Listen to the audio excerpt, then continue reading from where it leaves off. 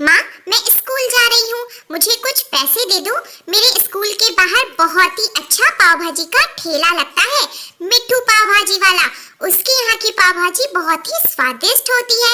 आज मेरा खाने का बहुत मन है। ये लो बेटा 100 रुपए और एक प्लेट पाव भाजी मेरे लिए भी ले आना। इतनी तारीफ सुनने के बाद तो मेरा भी मन हो रहा है पाव भाजी खाने का। इसके बाद टूनी अपना बैग लेकर स्कूल जाने के लिए निकल पड़ती है और पढ़ाई करने के बाद जब छुट्टी होती है तो वह पाव भाजी वाले के पास पहुंच जाती है और उससे कहती है, मिट्ठू काका, मेरे लिए भी एक प्लेट स्वादिष्ट और चटपटी सी पाव भाजी बना दो, बहुत भूख लगी है। ये लो बिटिया, आपकी स्वादिष्ट ताजी ताजी पाव भाजी। टूनी पाव भाजी खाकर कहती है, वाह काका, पाव भाजी तो बहुत स्वादिष्ट है, अब एक प्लेट पैक भी कर दो। टूनी अपनी माँ के लिए भी एक प्लेट पाव भाजी पैक करवाती है और फिर मिट्ठू को पैसे देकर वह अपने घर जाने के लिए निकल पड़ती है। घर पहुंचकर वह अपनी माँ से कहती है, माँ, देखो मैं आपके लिए स्वादिष्ट पाव भाजी लाई हूँ। मीना चिड़िया भी पाव भाजी खाती है और फिर कहती है, वाह टूनी, पाव भाजी तो सच में बहुत स्वादिष्ट थी। इतनी अच्छी पाव भाजी मैंने पहले कभी नहीं खाई। इसी तरीके से धीरे धीरे दिन बीतने लगते हैं और मिट्ठू की पाव भाजी बहुत ही मशहूर हो जाती है। उसके दुकान पर हर समय भीड़ लगी रहती है, यहाँ तक कि दूर दूर से पक्षी उसकी पाव भाजी खाने आने लगते हैं। सफलता मिलने के बाद मिट्ठू का मन बदल जाता है और उसके मन में लालच आ जाता है। वह कम पैसों में बाजार से सड़ी गली सब्जियां ले आता है और उन्हीं से भाजी बनाता है, जिससे कि वह कम पैसे में ज्यादा से ज्यादा मुनाफा कमा सके। मिट्ठू की बनाई हुई खराब पाव भाजी खाकर जंगल के सभी पक्षियों की तबीयत खराब होने लगती है। टूनी की दोस्त मुनमुन भी बीमार पड़ जाती है।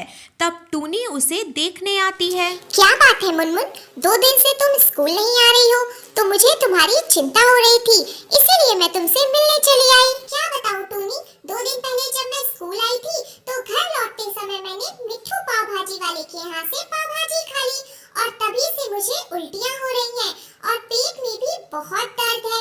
सब कहते हैं कि उसकी पाव भाजी बासी है, इसी कारण सभी लोग बीमार पड़ रहे हैं। अच्छा, तो ये बात है, फिर तो हमें सच का पता लगाना होगा और मिट्ठू पाव भाजी वाले को भी सबक सिखाना होगा, जिससे फिर कभी वह जंगल के पक्षियों की सेहत के साथ खिलवाड़ न कर सके। ऐसा कहकर टूनी अपने घर चली जाती है और अगले दिन सुबह होते ही वह मिट्ठू पाव भाजी वाले के घर जाने के लिए निकल पड़ती है और चुपके से उसके घर जाकर खिड़की पे बैठकर सब कुछ देखने लगती है। जंगल के सभी पक्षी तो कितने बेवकूफ हैं। मैं इतने दिनों से उनको सड़ी हुई सब्जियों की भाजी खिला रहा हूँ और उन्हें पता भी नहीं चला। आप कितने बुरे हैं मिट्ठू काका, हम सभी जंगल के पक्षी आप पर कितना भरोसा करते हैं और आप हमें सड़ी हुई सब्जियों की पाव भाजी खिलाकर बीमार कर रहे हैं। अब मैं ये बात सबको बताऊंगी और वे सभी मिलकर आपको इस जंगल से बाहर निकाल देंगे। नहीं टूनी बेटा, प्लीज मुझे माफ कर दो, मुझसे बहुत बड़ी गलती हो गई। मैं लालच में अंधा हो गया था। ज्यादा मुनाफा कमाने के लिए मैं गांव वालों की सेहत के साथ खिलवाड़ कर रहा था, पर अब मैं ऐसा कभी नहीं करूंगा। मुझे माफ कर दो। नहीं मिट्ठू काका, आप सिर्फ मेरे ही नहीं बल्कि जंगल के सभी पक्षियों के गुनहगार हैं। आपने सबके साथ गलत किया और उनका भरोसा भी तोड़ा है, इसलिए आपको सभी पक्षियों से माफी मांगनी होगी और अगर वे आपको माफ कर दें तभी आप इस जंगल में रह सकते हैं। मिट्ठू जंगल के सभी पक्षियों से माफी मांगता है और दोबारा कभी लालच न करने का वादा भी करता है। फिर सभी पक्षी उसको माफ कर देते हैं। टूनी बेटा, तेरे पिताजी आम लेने बाग में गए थे, पर वो अब तक वापस नहीं आए हैं। देखना, शाम हो गई है और मुझे बहुत चिंता हो रही है, इसीलिए मैं तेरे पिताजी को ढूंढने जा रही हूँ। तू घर का ख्याल रखना। ऐसा कहकर मीना चिड़िया अपने पति मिट्ठू को ढूंढने निकल पड़ती है। उसे ढूंढते ढूंढते वह आम के बाग में पहुंचती है। तभी उसे किसी के कराहने की आवाज आती है। जब वह जाकर देखती है तो मिट्ठू जमीन पर घायल पड़ा होता है। उसे लेकर वह अपने घर आ जाती है। माँ, पिताजी को क्या हो गया है? वह तो आम तोड़ने के लिए बाग गए थे ना, फिर इन्हें चोट कैसे लग गई? टूनी बेटा, तेरे पिताजी पर किसी शिकारी ने हमला कर दिया था, जिसके तीर से घायल होकर उनकी ये हालत हो गई। गई है, पर तू बिल्कुल परेशान मत हो, तेरे पिताजी जल्दी ही ठीक हो जाएंगे। इसी तरीके से धीरे धीरे दिन बीतने लगते हैं। एक दिन मीना चिड़िया अपने किचन में उदास होकर बैठी होती है। तभी वहाँ पर टुनटुनी आ जाती है और वह अपनी माँ से पूछती है, क्या हुआ माँ, आप इतनी उदास होकर अकेले क्यों बैठी हैं? कोई परेशानी है क्या? मुझे बताइए। क्या बताऊँ बेटा, घर में अन्न का एक दाना भी नहीं बचा है, सारा राशन खत्म हो गया, सिर्फ तेरे पिताजी के लाए हुए ये आम बचे हैं, इनसे हमारा गुजारा कैसे होगा? मुझे तो कुछ समझ में नहीं आ रहा, मैं क्या करूँ? माँ, मैंने YouTube से स्वादिष्ट आम का अचार बनाने की रेसिपी देखी थी। अगर आप कहो तो इन आमों से मैं स्वादिष्ट आम का अचार बनाती हूँ, जिन्हें ले जाकर हम बाजार में बेचेंगे और हमारा घर का खर्च चल जाएगा। तेरा आइडिया तो बहुत अच्छा है टुनटुनी बेटा, पर हमें अचार बनाने के लिए आम के अलावा तेल और मसालों की भी जरूरत होगी।